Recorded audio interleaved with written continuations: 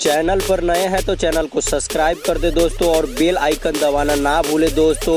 अभी तक वीडियो को लाइक नहीं किए हैं तो वीडियो को लाइक कर दे। चलो दोस्तों वीडियो स्टार्ट करते हैं। दिल लगा के ठीके कैलू, जितना प्यार न कैलू उतना बर्बाद कैलू।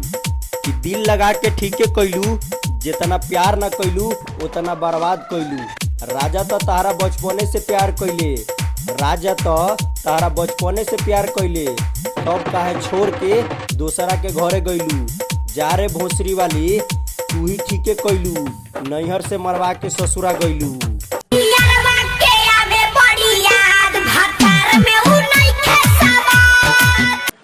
अगर आप अपने नाम के शायरी बनवाना चाहते हैं तो नीचे कमेंट करना ना भूले दोस्तों।